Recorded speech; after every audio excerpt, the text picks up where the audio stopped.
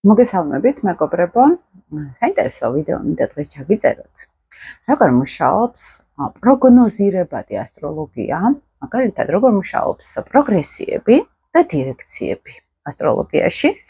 ტრანზიტები ვიცით, თქვათ, რომ რეალურ სივრცეში რეალურად ცაზე მოძრაობენ და ეს პლანეტები დაახდენენ ჩვენს პირად რუკასთან რეზონანსში შემოსვლას და აქედან რეალური ცხოვრების ევოლუციებები შეიძლება მოხდეს, მაგრამ ნაკლებ ყურადღება ეთმობა ხოლმე პროგრესიებს და დირექციებს, პროგნოზირების სხვადასხვა მეთოდოლოგიას, ადრე ტრენინგებიც მაქვს ჩატარებული სხვათა შორის ამ კომბინაციებზე, პირადი რუკების გამოყენებით და ძალიან საინტერესო პრაქტიკა არის.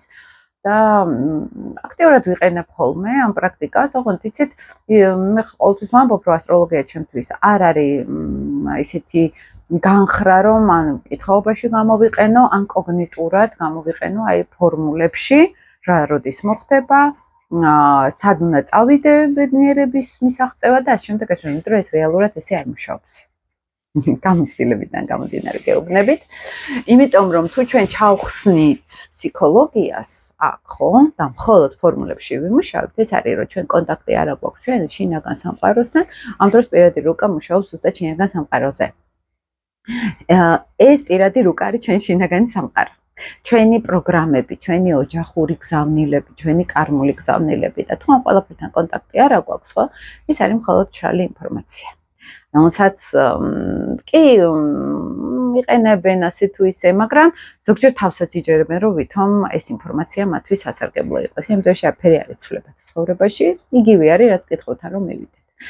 მაგრამ თუ პროგნოზირებად ასტროლოგიას გამოვიყენებთ პიროვნული განვითარებისთვის და საკუთარ თავზე დასაკავებლად და ან თუნდაც იმისთვის გასაცნობიერებლად, რომ აი რაღაც პროგრესიებში და დირექციებში რაღაცები ცოტა შორს ჩანს და არა ეხლა და აი ეხლა გავაცნობიერო რა პროცესში მიმყოფები და არა ველოდო მომავალს, ხო?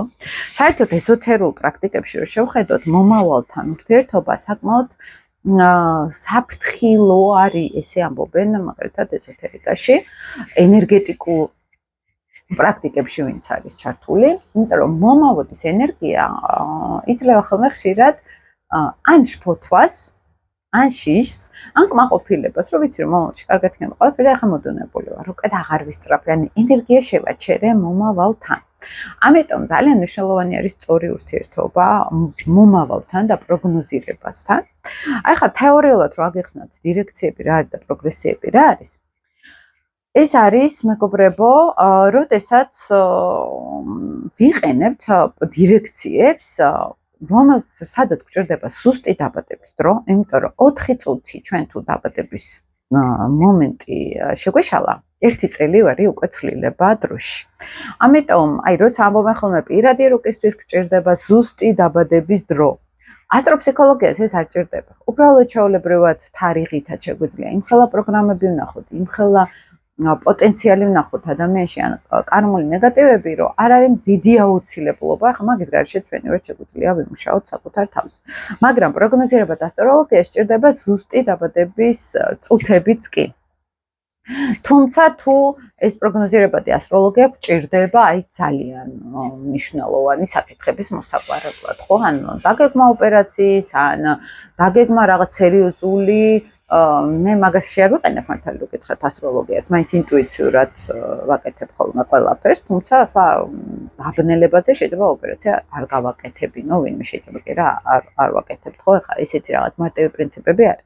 მაგრამ აი როდესაც განსხვავება არის უკვე პროგრესიებშიცა და დირექციებში, როგორ შეგვიძლია ჩვენ აქ ჩვენ თავზე დაკორება მოვახდინოთ და სხვათა შორის ასტროფსიქოლოგიის სასწავლო კურსი მეწყება 9 ნოემბერს, ვისაც გაქვთ სურვილი შემოგვიერთდით, ფსიქოთერაპიულად ვიმუშავებთ პირად რუკებზე, მონაწილეების პირადი რუკებით, თეორიით, პრაქტიკით, ყველაფერი ერთად გვექნება და აქ პროგნოზირებად ასტროლოგიას ეს რა თქმა უნდა საუბრობ, იქ სისტემებს, პრაქტიკულ სისტემებს ხსნი, რომელსაც მე შეეძლებათ ხოლმე მონაწილეებსაც, რომ აქაც პროგნოზირებად ასტროლოგიაშიც დაიწყონ საკუთარი პირადი რუკით, თქვათ, გარკვევა რა ხდება მათ მომავალთან.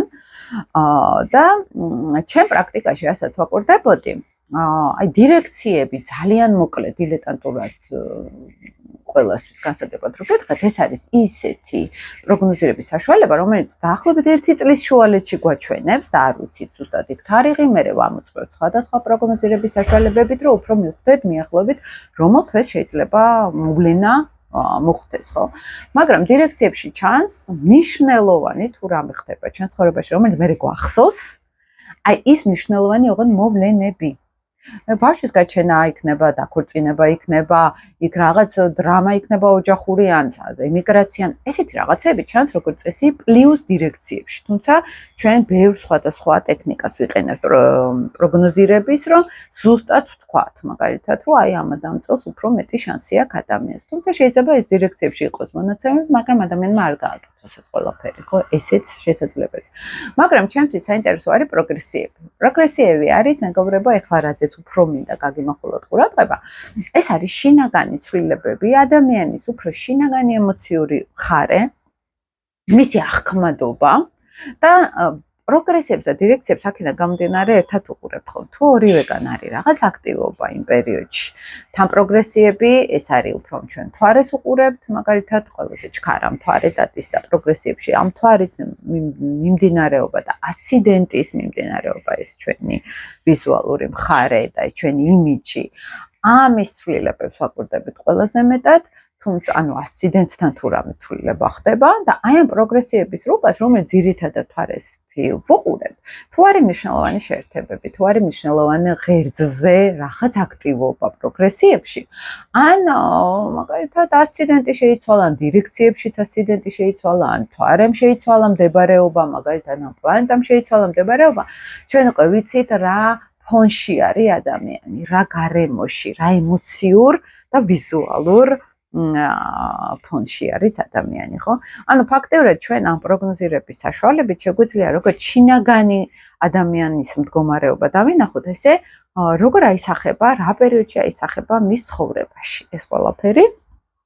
ძალიან საინტერესო არის ეს პრაქტიკები, განსაკუთრებით თუ ჩვენ ფორმულებში კი არ ვიცით ასტროლოგია, ჩვენ ვიცით ემოციურ სტრუქტურებში, ჩვენ გაცნობიერებული გვაქვს უკვე საკუთარ თერაპიულ პროცესში გვყავს გაცნობიერებული პირადი რუკა და საკუთარ პიროვნულ განვითარებაზე ვიყენებთ პირად რუკას, აი ამ პროგნოზირების საშუალებებში ჩვენ შეგვიძლია უფრო შეგრძნებითად გავაცნობიეროთ ჩვენი ფსიქიკა, ჩვენი ენერგეტიკული ველი, ჩვენი ცხოვრებისეული მიმდინარეობა უფრო რა პროცესში იმყოფება ახლა.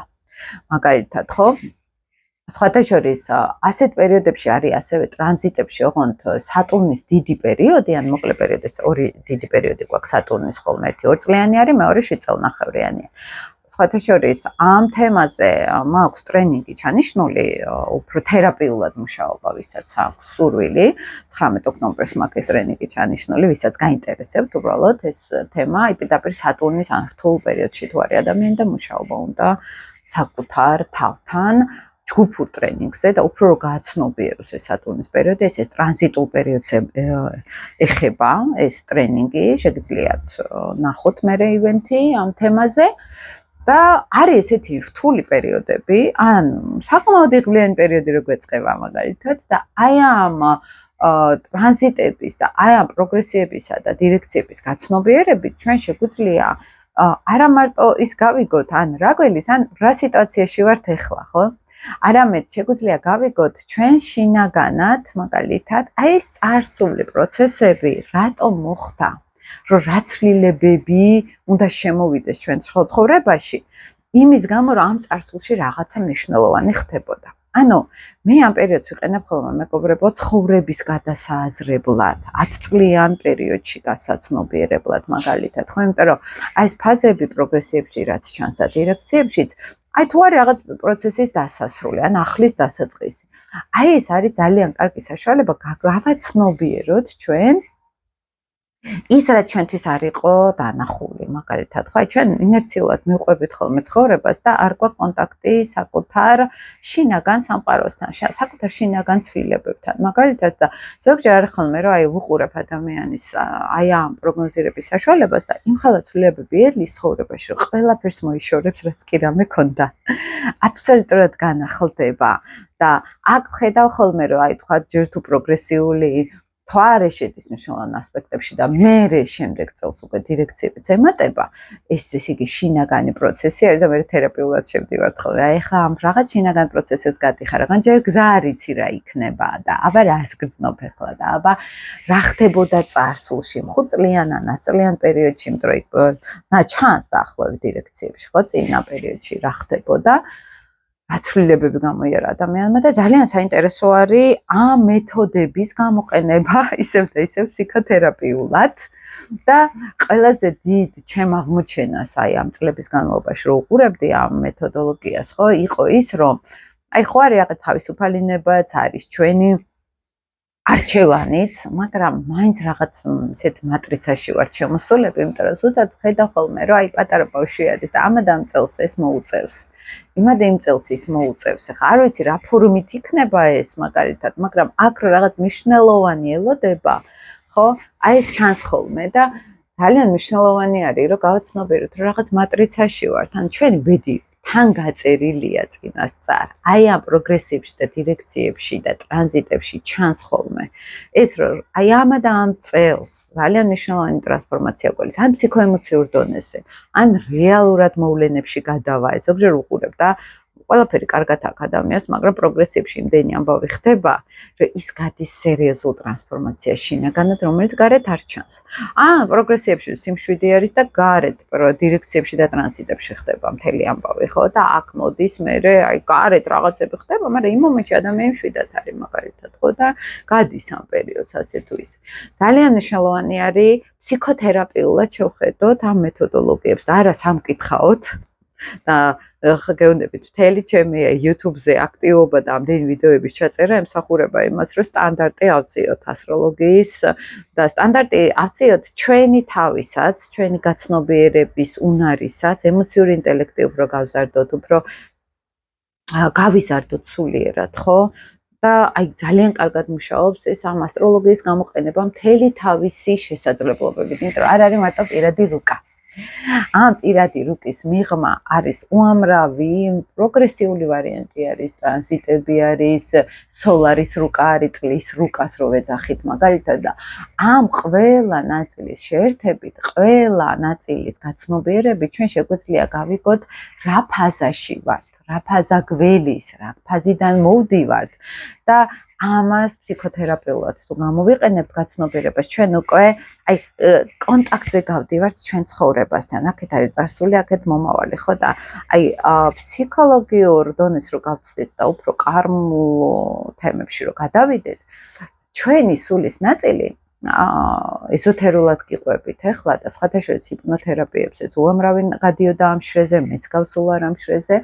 აი ამ ჰიპნოთერაპიულ პრაქტიკებში სულ იყო როგორ იცით, აი თუნდაც ხლა რომ ადამიანი რაღაც საკუთარ თავს აცნობიერებს. არის ჯერ ზედა შრიდან აცნობიერებენ. ხოლმე სხვა შორის მათ სელენაზე გადიან ჯერ ყოველთვის აი ეს მაღალი კუთხიდან არა მიწიერი, არამედ რაღაც სულიერი მედან რო უყურებენ პროცესს, სულ სელენას ენერგიაში გადიან, ლაპარაკობენ ზუსტად იმ სიტყვებს, რაც სელენა ენერგიასთან ასოცირდება მათ პირადი რუკიდან გამომდინარე.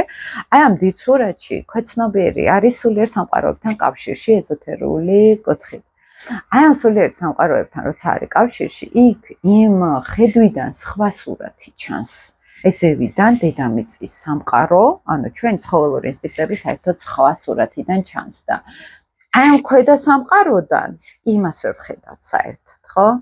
და აი იქ ზედა სამყაროში ეს არის დროსა და სივრცეში უკვე ადამიანის სული, რომელიც ხედავს მომავალსაც და ხედავს წარსულ ინკარნაციებსაც. არის ესეთი წერტილი ფსიქიკაში, სხვა შორის ჰიპნოზე ხშირად გადიან ხოლმე და ხშირად წერია ხოლმე, რომ აი წინაპრები რომ მოდიან, გვაფრთხილებენ რაღაცებსო სიზმარში, ან თუნდაც ჩვენი თავი გვაფრთხილებს, რომ ინტუიციას რო ეძახით. ეს არის ქვეცნობიერის იმ წერტილიდან შემოსული ინფორმაცია, რომელსაც სადაც დრო არ არის. და ყველაფერი მომავალი და დრო ესა წარსული არ არსებობს და ყველაფერი ერთ სიტყვაში მიმდინარეობს მუდმივად, ხო? მე ვარ ჰიპნოზე მაგ ადგილას გასული, სხვათა შორის ცოტა წელი ჩემი ძველი ცხოვრებები, მომავალი ცხოვრებები ესე არის და დრო იქ არ არსებობდა და ძალიან ცნობილი განცდა იყო ეს, რომ დრო არ არსებობს და აი იმ ნაწილიდან შემოდის ეს ინფორმაცია. აი, სხვათა შორის მე რო აი პროგნოზირებად ასტროლოგიას უხმავდებოდი, აი განცდა მქონდა, რომ ამ ველთან აქვს ამ პროგნოზირებად ასტროლოგიას ძალიან დიდი კავშირი. რაღაც მატრიცაში ვართ, რაღაც ესეთ ფორმულირებულ ენერგიაში ვართ, სამყაროს კანონებში, რომელიც არ არის ქაოსური. ეს ყველაფერი არის დაალაგებული, ზუსტად არის გათვლილი. რა პერიოდში რა იმით შეიცვლის ადამიანი, რა პერიოდში განახლება მოუნდება, ხო? ეს ენერგიების შემოსვლა არის სამყაროდან. კონკრეტულად ამ ადამიანისთვის მაგალითად, ხო? და აი ეს არის ერთიანი სისტემა. მე ამას მივხვდი სხვათა შორის, რომ ჩვენ ვართ მართლა ერთიან სისტემაში, ჩვენ ესე უბრალოდ არ ვარსებობთ მარტონი. რაღაც დიდ სისტემაში ვართ შემოსული, რომელიც ყველაფერი ერთმანეთზე მოქმედებს. უხილავათაც და ხილულათაც, როცა ადამიანებს ვეკონტაქტებით მაგალითად, ხო? ეს უხილავი ენერგია, ეს კონტაქტი, ჩვენ შეგვიძლია გავიგოთ, რომელ პერიოდში რა ენერგია შემოდის, რომელიც გვაძლევს შანსებს, ცვლილებების. რომელსაც ან გამოვიყენებთ, ან ვერ გამოვიყენებთ, ან ისე გამოვიყენებთ სუსტად და უფრო მეტი შანსიც გქონდა, ხო? აქ აი ეგ არის თავისუფალი არჩევანი ადამიანის. მაგრამ ამ მატრიცაში ეს ენერგიები არის. და ასე თუ ისე ჩვენ გვაჩვენებს, თქვა, კარგი პერიოდი თუ მაი რომ გძნობ რომ მინდა, მაგრამ რაღაც არ გამოდის ბოლომდე, ხო? აქ უკვე შინაგან ბლოკებზე მუშაობთ ხოლმე და აი ესეც გვაჩვენებს, რომ არის შემოსული, სამყარო გახსნილი არის მომენტში შენთვის, მაგრამ შენ არ ახარ მისთვის გახსნილი. და მანდ ვიწყეთ უკვე თერაპიულად მუშაობას, რატო არა ვართ გახსნილი ამ სამყაროსთვის, რა გბლოკავს, ხო? აქედან გამომდინარე, აი ამ პროგნოზირებად საშუალებებს მე ვიყენებ თერაპიაში. თქვენც გირჩევთ, ვინც ერკვევით მაგალითად ასტროლოგიაში კარგად და იცით ეს სისტემები, შეხედეთ მაგალითად. შეხედეთ, აი ნელა ჩაუხრმავდით პროგრესიებს, რა ემოციური ცვლილებები ხდება თქვენ ცხოვრებაში, რა ამოდის ეს ემოციურად ზედაპირზე, შინაგანი განცდები, შინაგანი სურვილები მაგალითად. იქ პროგრესიის დირექციებში ნახავთ უშუალოდ, სად არის უკვე აი იმ ენერგიის შეკრა და ნებისმიერი ასპექტი ნელა გროვდებოდა, ხო? ნელა ემზადებოდა ამ ყველაფრისთვის. და მე თუ ვიცი, რომ რაღაც პლანეტა რაღაცას ამეკვადრატებს მალე, ეს გრადუსები წლების განმავლობაში მიდიოდა იქამდე. და მე შეიძლება სადღაც გამეპარა ეს მთელი პერიოდი და უკვე კულმინაციაში დამარტყმს. და მე თუ ვიცი, რომ აქ გროვდება, რა ურანის კვადრატი გროვდება მთვარესთან, ხო? მე უკვე ვიცი, რომ რაღაც დაძაბულობა იმატებს, რაღაც პერიოდებში წლების განმავლობაში მე მივდივარ ამ დაძაბულობისგან, მე ვაიგნორებ ამ ენერგიას, ხო? და აქ მუშაობს უკვე ძალიან კარგად აი ეს გაცნობიერება, რომ დავინახოთ სად ვართ, როგორ ვართ, შიგნით რა ხდება ჩვენში. გაცნობიერება იმისი, რომ ჩემ წარსული მე თუ განცდადობაში შემომყავს და მომავალთან აქედან გამომდინარე გავდივარ კონტაქტზე. მე ხვდები ის ცვლილებებისთვის იყო საჭირო, ხო?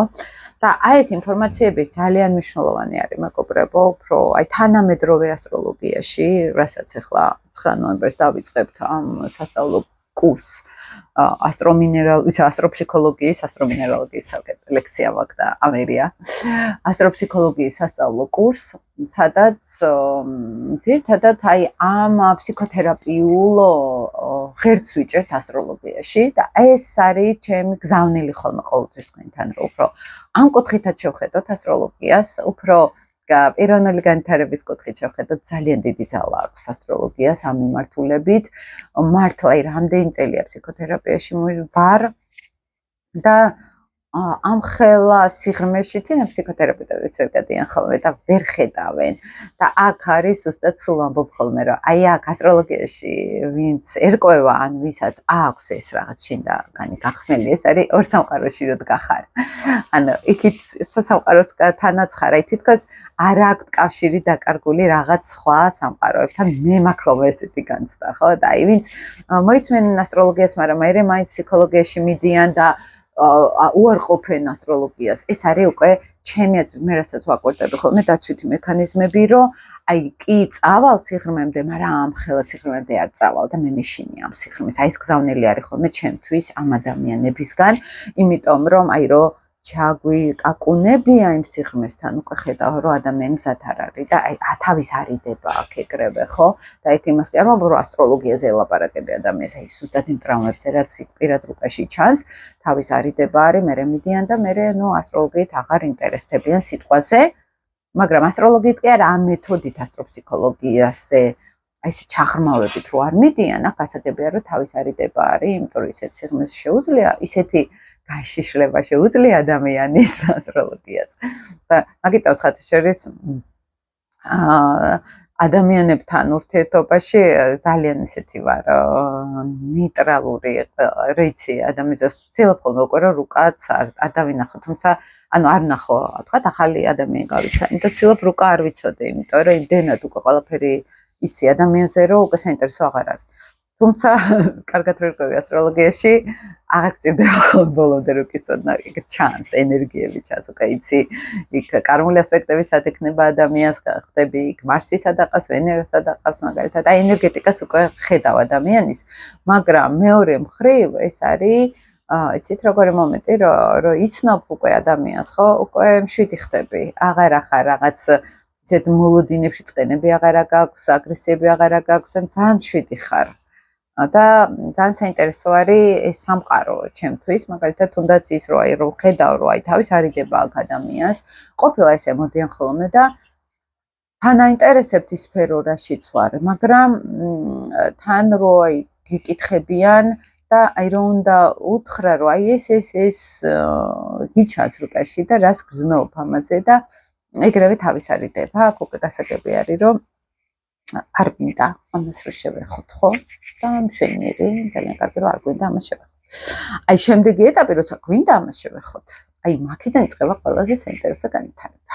იმიტომ რომ აგას რო შევეხებით, ჩვენ რო ჩვენს ტრავმებს შევხედავთ, აი თუნდაც ჩემ ცხოვრების ფაზები როს რო ვაცნობიერებ ხოლმე, ხო? და აი ამ ზუსტად ამ პროგრესიებში, დირექციებში, აი ამ კომბინაციებში დავიჭირე ეს ყველაფერი წარსულიდან მოყოლებული, დაბადებიდან მოყოლებული, რა ფაზები გავიარე, რა ფაზები იყო ჩემ ცხოვრებაში მნიშვნელოვანი.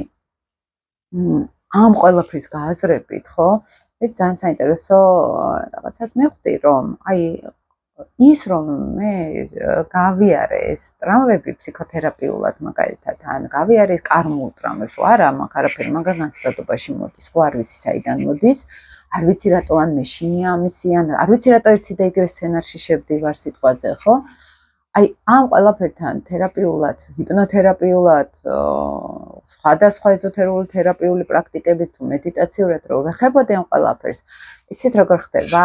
აი მართლა დახურვა ხდება, მძიმე ემოციების ცხოვრება ხდება შიგნით ამ ყველაფრის და მე იწყება ახალი ცხოვრება.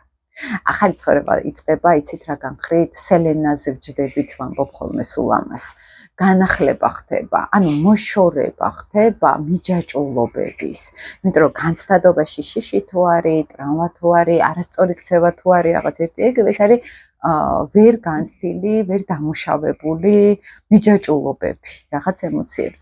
ამ მიჯაჭვულობებისგან განჯაჭვა არის ურთულესი პროცესი, მაგრამ მე ნენელა რაც უფრო ეხები, ამ ყველაფერს უფრო ხდები, რომ აქედან ხდება რეალური გათავისუფლება. და მე ხდები უკვე ის რომ შენ შეგიძლია ყველაფერი მისცე შენ თავს, არავინ არ გჭირდება ამისთვის, რეალური თავისუფლება მოდის მაშინ. განულება ხდება, აი ეს ტაროში რო არის 0 არკანი, სულელის არკანი, ხო? განულება ხდება აბსოლუტურად ყველაფრის. არის ასევე 13 არკანი ვწდები ბოდიში სიკვდილის არკანი, ესეც განულება არის, როცა ყველაფერი კვდება და ახლიდან იწყება რაღაცა, ხო?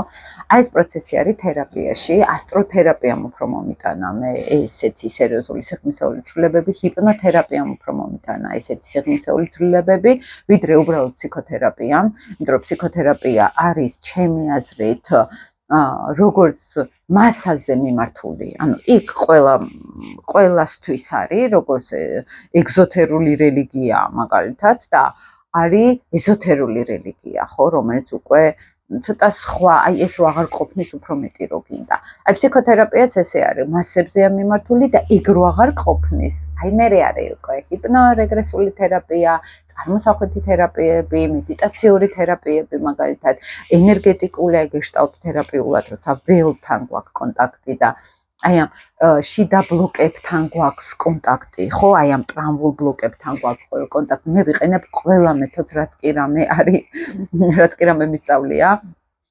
გააჩნია სიტუაციას ხოლმე და აი ამ ყველაფრის შეკრა ძალიან კარგად ხდება განსაკუთრებით აი ამ პროგრესიებს, დირექციებს რო უყურებ, სოლარის რო უყურებ, ტრანზიტებს რო უყურებ, განსაკუთრებით კაი პერიოდი როდის არის. ან რა პერიოდები გავიარე, რა გავმაზე წყალებში რო ვთქვათ, ხო? რატო გავმაზე? მაგალითად, მე თერაპიული პრაქტიკა მიდის ამას. ანუ ნებისმიერი ჩემი აი ეს განხრა მაგალითად არის ასტროლოგიაში სულ თერაპიული მუშაობა საკუთარ თავზე, რეალური გამოყენება ცვლილებისთვის და ცვლილება ის კი არ არის რომ უნდა შევცვალო. შეიძლება უბრალოდ ის უნდა შევცვალო მაგალითად რომ სადღაც დიდი ხანია ერთ ადგილზე ვდგავარ. შეიძლება ის უნდა შევცვალო რომ მე ვერაფერს ვერ ვცვლი ცხოვრებაში. ან ის უნდა შევცვალო რომ სულ ცვლილებებში ვარ მაგალითად, ხო? ყველას თავისი ისტორია აქვს. უბრალოდ უნდა გავაცნობიეროთ ეხლა ამ წერტილში სად ვარ. და აი ჩვეულებრივ ფსიქოთერაპიას არ მოაქვს ამხელა გაცნობიერება, მოაქვს 3-4 წლის მერე, ისიც სისტემატიურ სიარულში მაგალითად, ისიც თერაპევტს გააჩნია, იმიტომ რომ ყველა თერაპევტი სხვადასხვა განვითარებით არის, სხვადასხვა რუკით არის, ადი ესე ვთქვათ. და ამიტომ ჩემთვის მაგალითად აი ეს პრაქტიკები ამას გიზიარებთ თქვენ, ხო, რომ ამ ყველაფერთან ერთად იცით რომ სულ ჯგუფური ტრენინგები მაქვს, ლექციები მაქვს, ძალიან ბევრ რაღაცებს აკეთებ ხოლმე და ძალიან დიდი მადლობა ყველას, ვინც მონაწილეობთ ხოლმე და საუკეთესოები რომ მოდიან ჩემთან ამისთვის სამყაროსაც დიდი მადლობა. და უბრალოდ მე მინდა გაგიზიაროთ ის, რომ ამ მიმართულებითაც გააქტიუროთ თერაპიული მუშაობა.